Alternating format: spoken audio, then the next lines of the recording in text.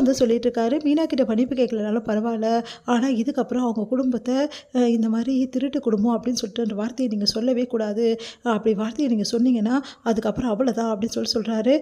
அதுக்கப்புறம் வந்து அமைதியாக இருக்காங்க. புரிஞ்சுதா, இதுக்கப்புறம் மீனாவை ஏதாவது தப்பாக பேசினேன் அப்புறம் நானே மனுஷனாக இருக்க மாட்டேன் அப்படின்றாங்க. இங்கே பாரு, இன்னொரு விஷயம், இந்த விஷயத்தை இப்படியே விட்டுருவேன் மட்டும் நினைக்காத. நீ 2 லட்ச ரூபா வந்து அவங்கக்கிட்டேருந்து வாங்கியிருக்க, அது ஒரு பக்கம் இருந்தாலும் மீனாக்கும் முத்துக்கும் ஒன்றால் 5 லட்ச ரூபா நஷ்டமாயிருக்கு. என்னால் எங்கே நஷ்டம் ஆயிடுச்சா? பின்ன ஒன்றால் தான் நஷ்டம். அந்த வக்கீல்கிட்ட அவங்க இப்போ போயிருக்க மாட்டாங்கல்ல, நீ கேஸை முன்னாடி வாபஸ் வாங்கியிருந்தா அந்த பையனை பற்றி நல்லது நினச்சிருந்தா நீ கேஸை வாபஸ் வாங்கியிருப்ப. அதை விட்டுட்டு பணத்துக்கு ஆசைப்பட்டு கேஸை வாபஸ் வாங்குற, இதெல்லாம் நல்லாவா இருக்குது? அப்படி பணம் வேணும்னா முத்து மீனா கிட்ட கேட்டிருந்தா அவங்களுக்கு 5 லட்சம் நஷ்டம் ஆகாமல் இருந்திருக்கும்ல, அதை பண்ணியா நீ? கடைசியில் அவங்களுக்கு 5 லட்சம் நஷ்டத்தை எடுத்து விட்ருக்க. அதெல்லாம் கிடையாது. அவங்களுக்கு ஏற்பட்ட 5 லட்சம் நஷ்டத்தை நீ தான் ஈடு கட்டணும். அந்த காசுக்கு நீ தான் பொறுப்பேற்கணும். அவங்க கடன் வாங்கி ரொம்ப கஷ்டப்பட்டுட்டு இருக்காங்க.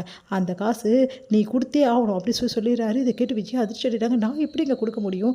அதெல்லாம் தெரியாது. நீ பண்ண எல்லா திருட்டுத்தனம் தில்லு முள்ளுக்கு எல்லாத்துக்குமே வந்து அந்த 5 லட்சத்தை நஷ்ட ஈடாக நீ கொடுக்கல, அப்புறம் அவ்வளோதான் சொல்லிட்டு அவங்க காசை அவங்கக்கிட்ட கொடுக்குற வழியை பாரு. இதுக்கப்புறம் நான் சும்மா இருக்க மாட்டேன் அப்படின்னு சொல்லிட்டு போகிறாரு. அதுக்கிட்ட விஜயாவுக்கு அப்படியே பயங்கரமாக ஷாக் ஆகுது. என்ன பண்ணுறதுன்னு தவிக்கிறாங்க. இங்கே மீனாவும் முத்தும் அப்படியே பார்த்துட்ருக்காங்க. அப்படியே வந்து சோர்வாக உட்காந்துருக்காங்க. வந்து என்னங்க இது அப்படின்றாங்க. நீ கவலைப்படாத மீனா, மான ரோஷனாக இருக்கிறவங்க கண்டிப்பாக காசை கொடுத்துருவாங்க. நீ ஏன் கவலைப்படுற? அது இல்லாதவங்க கொடுக்க முடிய மாட்டாங்க. நீ கவலைப்படாத, அந்த காசு நம்மளுக்கு கண்டிப்பாக வந்து சேரும் அப்படி சொல்லிட்டு போயிடுறாரு. இதை கேட்டு வந்து விஜயா செமையாக டென்ஷன் ஆகிறாங்க. உடனே விஜயா வந்து ரூமுக்கு போகிறாங்க. மனோஜை தேடி. மனோஜ் அப்படின்றாங்க. என்னம்மா அப்படின்னோடனே, அந்த காசை உடனே நான் திருப்பி கொடுத்தே ஆகணும். எந்த காசுமா? மீனாக்கும் முத்துக்கும் 5 லட்சம் அப்படின்னு எதுக்குமா நீங்கள் கொடுக்கணும்? அதெல்லாம் ஒன்றும் கொடுக்க வேண்டியதில்லை. அப்பா சொன்னதெல்லாம் நீங்கள் பெரிய விஷயமா எடுத்துக்காதீங்கம்மா, விடுங்க அப்படின்றாங்க. அதெல்லாம் தெரியாதுடா, எனக்கு அவங்கக்கிட்ட கடனாளியாக இருக்க விருப்பம் இல்லை. 5 லட்சம் கொடுத்தே தீரணும், எனக்கு தெரியாது அப்படின்னோடனே, எப்படிமா கொடுக்க முடியும் உடனே 5 லட்சம்? என்கிட்டயே அவ்வளோ காசுலாம் இல்லைம்மா. உங்ககிட்ட இருந்துட்டாலும் அப்படியே கொடுத்துருவடா நீ. இங்கே பார், எனக்கு உடனே வந்து ஒரு வேலை பண்ணும். இங்கே பார் ரோஹிணி, உடனே நான் உங்கள் அப்பா கிட்டே போவோம், மலேசியாவுக்கு உடனே டிக்கெட் போடு அப்படின்னோன்னா அதிர்ச்சி அடைகிறாங்க. நீங்கள் என்ன சொல்கிறீங்க அப்படின்னு. ஆமாம், பின்ன வேறு என்ன பண்ணுறது? அவர் தான் கொடுத்தாகணும். 5 லட்சத்தை அவர்கிட்ட வாங்கிட்டு இவங்க மூஞ்சில் விட்டு இருந்தால் தான் எனக்கு நிம்மதியாகும். அதெல்லாம் தெரியாது. இப்போவே எனக்கு 5 லட்சம் வேணும் அப்படின்னா அப்படியே ரோகிணிக்கு தூக்கி வாரி போடுச்சு. நம்ம பண்ண வேலை நம்மளுக்கே திருப்பிக்கிச்சு. இப்போ என்ன பண்ணுறதுன்னு தெரியலையே அப்படி சொல்லி முடிக்கிறாங்க. இல்லைம்மா, அவர் ஜெயிலில் இருக்காரு. ஜெயிலில் தான் இருக்காரு. ஏன் உனக்கு பிஸ்னஸ் ஆரம்பிக்க பணம் கொடுக்கலையா? ஜெயிலேருந்து தானே கொடுத்தாரு. இந்த 5 லட்சம்லாம் சாதாரண அமௌண்ட்டு தானே, இதை கொடுத்தா என்னவா? அதெல்லாம் தெரியாது ரோகிணி. உன் அப்பா கிட்டே போகிறோம், இந்த படத்தை நம்ம வாங்குகிறோம் அப்படி சொல்லிட்டு போகிறாங்க. இதை கேட்டு ரோகிணி என்ன பண்ணுன்னு திரும்ப தவிச்சு உட்காடுறாங்க. நான் அப்போவே சொன்னேன்ல, நம்ம எல்லாத்தையும் சொல்லிடலான்னு. நீ தான் உங்கள் அப்பா கிட்டேருந்து வாங்கின பிஸ்னஸ் ஆரம்பிக்கன்னு சொல்லிட்டு சொன்னேன் எல்லாருக்கிட்டையும்.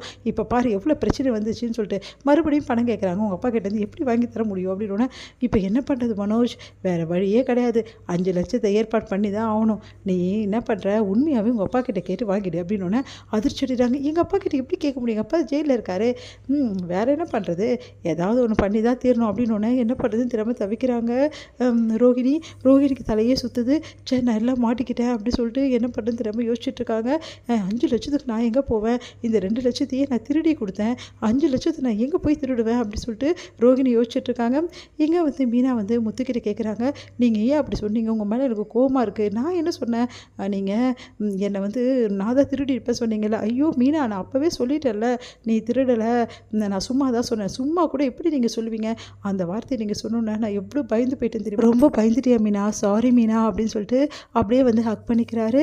ஹக் பண்ணிவிட்டு அப்படியே வந்து நெத்தி வடுகளையும் வந்து கிஸ் பண்ணுறாரு.